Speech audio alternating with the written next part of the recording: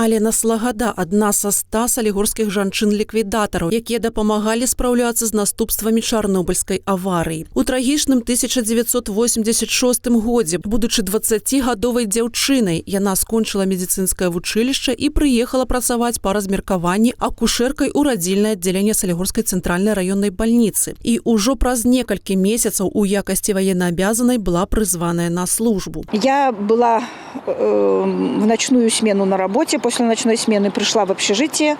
В 57-м общежитии я жила. И мне вахтер сказала, что взяли, записали ее фамилию, имя, отчество. И то, что она мне должна передать, что к 10 часам я должна быть в военкомате. Была комиссия и быстрый сбор.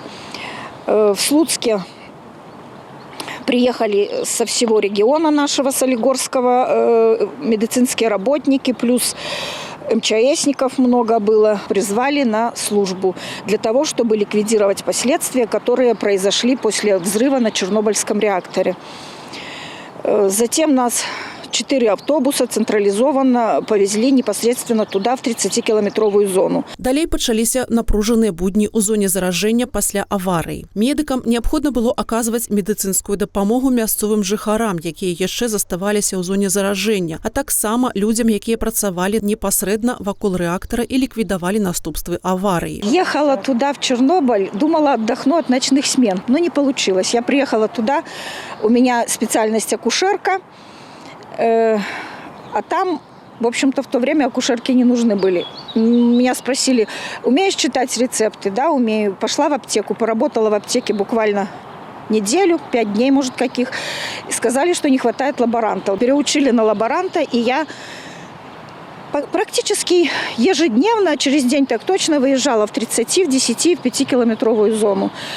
Потому что приходилось брать анализ крови у тех людей, которые работали непосредственно вокруг реактора. Приходилось и в 4, и в 5 утра вставать.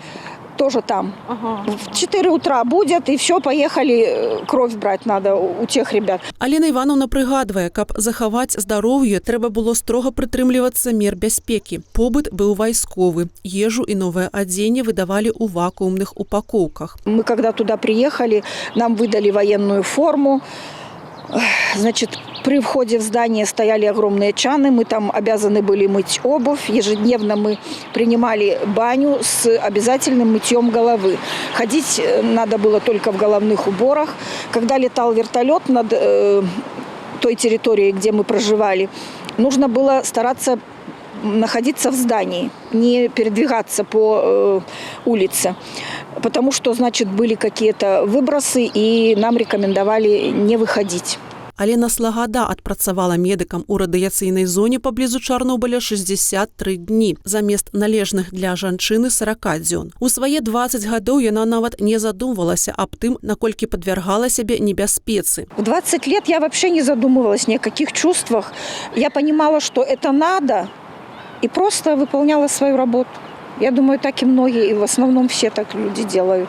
Это теперь уже думаешь, что как вот так мы бесстрашно. Меня поднимали в 4 утра, я даже не задумывалась, что я еду туда все ближе и ближе к тому реактору.